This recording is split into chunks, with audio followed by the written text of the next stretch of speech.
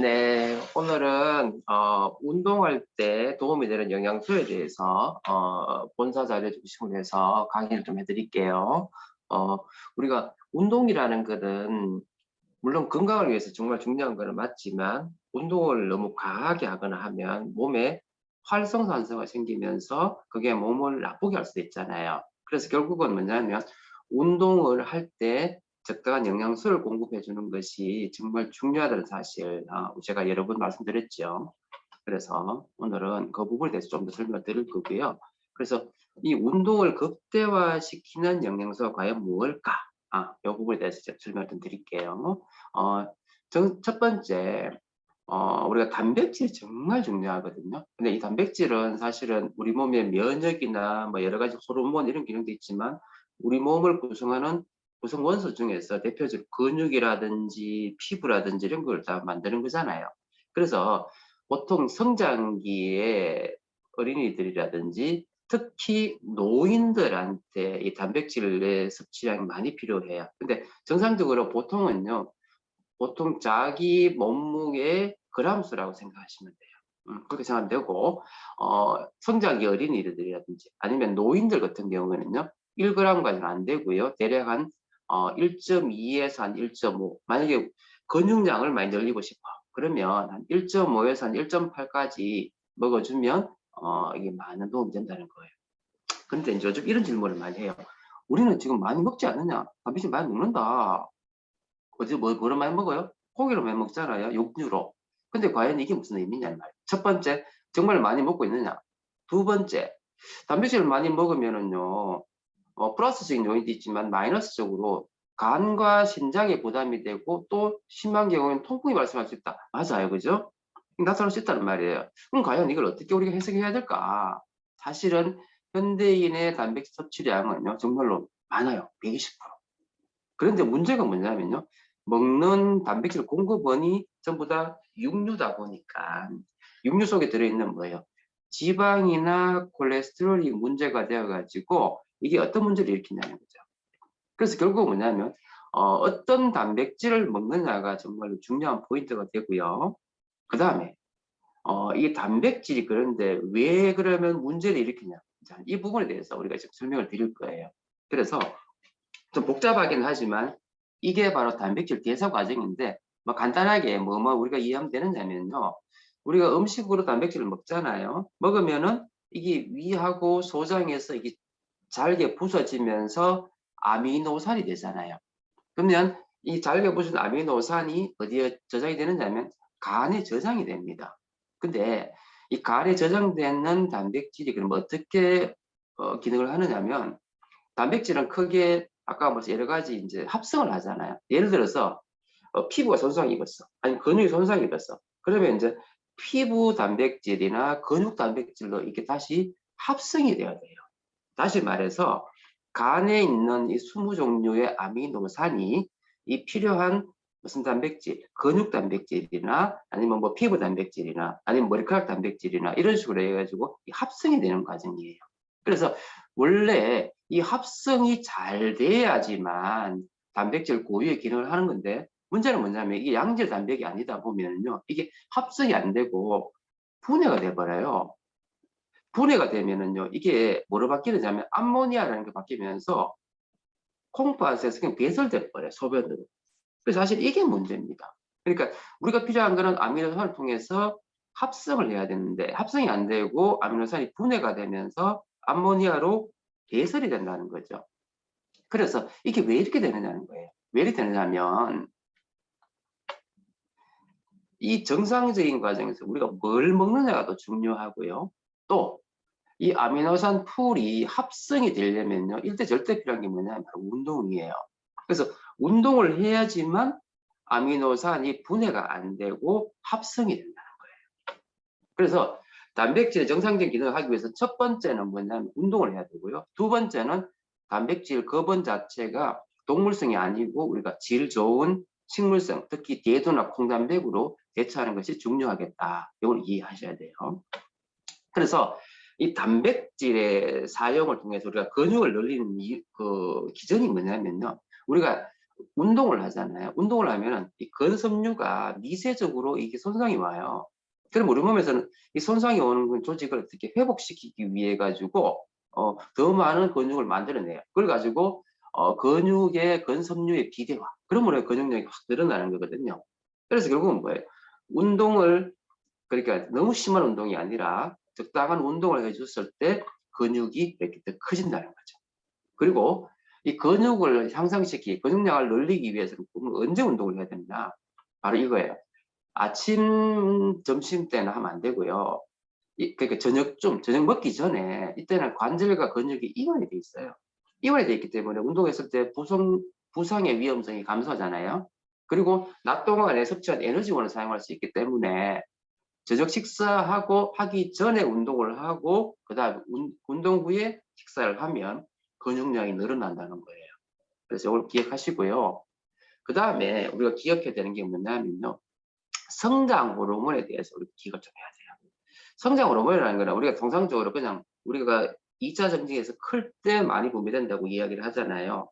사실 그것도 맞아요. 근데 이 성장 호르몬이 그때 성장기를 지나고 나면은요. 이제 한 30대가 지나고 나면 매년 1%씩 이렇게 감소해요.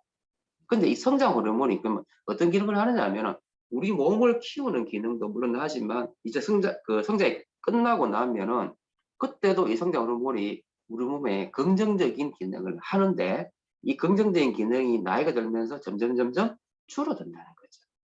무슨 개념이냐면 자 보세요. 이 성장 호르몬의 한 역할이 키도 키우지만 이제 키 다 컸어. 그러고 나면 어떻게 되냐면요. 이게 근육량도 늘리고 근력을 늘리고 뼈를 튼튼하게 해요. 그리고 지방을 분해해주면서 비만도 예방해주는 게 바로 성장 호르몬이라는 거예요. 그리고 우리 몸에 여러 개 장기들이 있죠. 대표적으로 심장이나 콩팥이나 폐 이런 기능을 더 좋게 해주는 것이 이 성장 호르몬이고요. 또 이게 뇌 기능, 즉 기억력을 좋게 해주는 그런 것도 도움이 되고요. 또 마지막으로는 감정까지 조절해 준다는 거죠. 그러면서 불면이나 불안이나 우울증 같은 거를 개선해 줄 수 있는 것이 바로 성장 호르몬이에요. 아시겠죠? 그래서 이 성장 호르몬을 지금 계속 30대 이후 되면 줄어든다 그랬잖아요. 그런데 이 성장 호르몬을 감소시키는 것이 바로 뭐냐면 운동이에요. 운동. 그리고 영양소 중에서는요, 미네랄 중에서는 대표적인 미네랄이 아연입니다. 그리고 비타민. 결국 뭐예요? 이런 운동과 미네랄, 특히 아연과 비타민이 성장 호르몬을 감소하는 것을 늦춰준다는 개념이죠. 그래서 성장 호르몬 분비가 되면 또 긍정적인 어떤 그런 기능을 하니까 우리 이해하시면 되고요. 그러면 성장 호르몬은 언제 분비가 많이 되느냐면 운동하고 운동 직후에 분비가 많이 돼요. 그래서 운동하고 나서 한 30분쯤 후에 이게 최대로 많이 나오거든요. 그러면 언제 운동하면 좋으냐면요. 바로 운동하고 나서 1시간 내지 2시간 이내에는 반드시 단백질을 보충해 주면요. 근육량이 더 늘겠죠. 이해되시죠? 그래서 운동을 하고 30분쯤에 성장호르몬 분비가 많이 되고 그럼 이때 우리가 그죠? 단백질이라든지 이런 걸 많이 해주면은 커진다는 이야기죠. 자, 그래서 어떻게 하는데 운동은 저녁 식사하기 전에 한 30분 정도 운동을 하고 그 다음에 30분 지나고 나서는 반드시 단백질이라든지 이런 걸 먹어주면 근육량이 더 커지고 도움이 많이 되겠죠. 그래서 이 성장 호르몬은 지금 영어로 적어놨지만은요 오른쪽 맨 위가 보면 심장 쪽에 도움을 줘요. 그 다음에 지방을 줄여주고요. 그 다음에 뼈의 밀도를 증가시키고 그 다음에 성기능도 증가시키고 그 다음에 면역도 좋게 해주고 잠도 잘 자게 해주고 그 다음에 머리카락이나 피부를 노화를 방지해주고 안 빠지게 해주고 그 다음에 뇌 기능을 좋게 해주고 그러니까 이런 긍정적인 기능을 하는 것이 바로 성장 호르몬이라는 거죠. 그리고 이게 뭐냐면요 근지방증이라 그래가지고요 근육과 근육 사이에 지방이 축적이 돼요. 이게 어떤 문제를 일으키냐는 거예요. 통상적으로 이 근세포는요 이렇게 돼 있어요. 근 안에 보면 이렇게 조그마한 파이버들이 모여가지고 작은 근육을 만들고 이 근육이 또 모여가 이 큰 근육을 만드는 거거든요. 근데 이 사이사이에 지방이 막 축적이 되면 이 어떤 개념이 되느냐면요 근육량이 줄어들어요. 그래서 근감소증을 유발할 수 있다는 거죠. 그래서 지난번에 우리 뭐 근감소증도 공부했지만 근감소증이 결국 대사성 질환이라든지 여러 가지 문제를 일으키잖아요. 그래서 이 근지방증은 결국은 뭐냐면 근육량을 줄여줌으로 해가지고 근감소증을 유발하게 되고 이 근감소증이 되다 보면은 뭐 보행장애 여러 가지 문제가 일으킨다는 거 공부하셨잖아요. 그리고 결국은 근육의 지방화는 근육의 질이 떨어지는 그런 원인이 된다. 그럼으로써 대사증후군을 일으킨다는 거. 그죠? 이해하시면 되겠고. 그래서 반드시 운동을 할 때는요. 유산소 운동하고 같이 근력 운동을 같이 해야 돼요. 그래서 유산소 운동하고 또 근력 운동을 매일 하진 않잖아요. 그죠? 그래서 결국은 이 두 가지 운동을 병행했을 때 그 효과가 더 뛰어난다는 거죠. 그래서 질 좋은 근육 증가가 안전한 유산소 운동을 가능시킨다. 이렇게 개념이 돼 있죠. 그래서 같이 해야 된다는 거. 자, 그 다음에 조금 어렵긴 하지만 지난번에 우리 근감소증 할 때도 공부했던 거예요. 오스테오칼신 가는 거하고 이거는 뼈에서 나오는 거잖아요. 그리고 아디포넥틴 그래가지고 지방세포에 나오는 긍정적인 호르몬들이 있어요. 그래서 이 오스테오칼신은요, 뼈 중에서 성장하는 뼈, 그러니까 조골세포예요. 뼈를 만드는 조골세포에서 분비되는데 이것도 마찬가지로 성장 호르몬처럼 긍정적인 기능을 하는데 그 대표적인 긍정적인 기능이 바로 뭐냐면요. 인슐린을 분비를 많이 시켜서 당뇨를 예방해요. 그래서 인슐린을 성장시켜서 그 인슐린 췌장의 베타 세포를 증식하다 보니까 그 당뇨를 예방하게 되고 그걸 통해 가지고 인슐린 민감도 증가하니까요 포도당과 지방 대사가 잘 되는 거죠. 그러므로 해가지고 또 상대적으로 근육량을 또 높여주는 거예요. 근육량을 높이고 지방 축적되는 걸 억제해주는 그런 긍정적인 기능을 하는 것이 뼈에서 나오는 오스테오칼신이에요. 그래서 오스테오칼신을 분비를 많이 시키는 그런 영양소를 많이 먹는 게 중요하고요. 그 다음에 지방세포에서도 좋은 호르몬인 아디포넥틴이라는 게 나와요. 그리고 결국은 이 오스테오칼신이나 아디포넥틴을 분비를 많이 시키게 해주면 그죠? 근육량을 늘리고 지방을 줄이고 당뇨도 예방하고 뭐 여러 가지 기능이 있겠죠. 그래서 어떤 운동을 하는 게 좀 좋으냐면요. 이왕 하는 것 그냥 단순하게 걷기나 달리기 하는 것도 좋지만 체중에 조금 신체에 좀 부담이 더 되는 운동, 강도가 약간 높이는 운동을 하는 것도 상당히 도움이 돼요. 그 대표적인 게 뭐냐면 지금 요번에 이제 25% 라이더 나오잖아요. 자전거, 그 다음에 등산, 그 다음에 줄넘기 이런 게 상당히 도움이 된다는 거예요. 네. 그래서 그럼 어떤 영양소들이 오스테오칼신을 분비를 증가시키느냐 하면은 대표적인 게 뭐냐면 단백질이에요. 그래서 근육량을 늘리는 걸 한번 생각해 보시면 돼요. 그래서 오스테오칼신은 결국 칼슘이잖아요. 그죠? 그래서 단백질, 그 다음에 칼슘을 농도를 높이는 거니까 칼슘과 마그네슘 같은 미네랄, 그 다음에 비타민 D나 비타민 K 같은 게 오스테오칼신을 많이 분비시키게 하는 거예요. 그 다음에 아디포넥틴 가는 거는 뭐냐면 아까 지방세포 나온다 그랬잖아요. 이건 하려면은요 단백질이 좋아요. 양질의 단백질과 그다음 오메가3. 오메가3는요 뭐 혈액순환도 중요하지만 염증을 줄이잖아요. 근육의 염증을 줄여주는 그러므로 해가지고 근육을 건강하게 만들어주는 건데 이 오메가3가 역시 아디포넥틴이라는 호르몬을 분비를 많이 촉진시킨다는 거예요. 그래서 근육량을 감소를 예방하기 위해서 결국은 칼슘을 많이 먹어야 되는데 칼슘을 많이 안 먹으면요 근감소증이 남자는 1.7배인데 여자가 더 늘어나요. 다시 말해서 어쩌면은 이런 영양소는 남자도 중요하지만 여성분들이 더 잘 먹어야 된다는 거예요. 특히 칼슘 같은 거. 첫 번째가 칼슘이 중요하고요. 물론 단백질 중요합니다. 그 다음에 칼슘과 관련된 게 비타민 D잖아요. 비타민 D는 결국 뭐예요? 칼슘의 흡수를 도와주는 그런 기능을 하는 거잖아요. 그래서 이걸 통해서 근육량을 늘려주는 기능이 있는 거예요. 그 다음에 오메가3라는 거는 근육에서 일어나는 여러 가지 염증을 줄여줌으로 해가지고 근이 감소되는 것을 줄여주는 그런 기능이 있는 게 오메가3라는 거예요. 그 다음에 항산화 비타민 C를 통해서 근육량을 감소를 예방해주는 거. 그게 비타민 C고요. 그 다음에 중요한 게 뭐냐면 수분이에요, 수분. 사실 수분은요, 각종 미네랄이 많이 들어가 있는 거잖아요. 그래서 건강을 위해서 가장 기본적으로 먹어야 되는 게 바로 뭐냐면 물이라는 거죠. 그래서 절대 잊으시면 안 됩니다. 자, 그 다음에 운동할 때 정말 도움이 되는 게 뭐냐면 바로 코큐텐이에요. 여러분 아시다시피 코큐텐이라는 거는 세포 안에 있는 미토콘드리아에서 에너지 공장이 막 돌아갈 때 그때 나오는 뭐예요? 활성산소를 없애주는 세포 내에 있는 항산화 그죠? 물질이잖아요.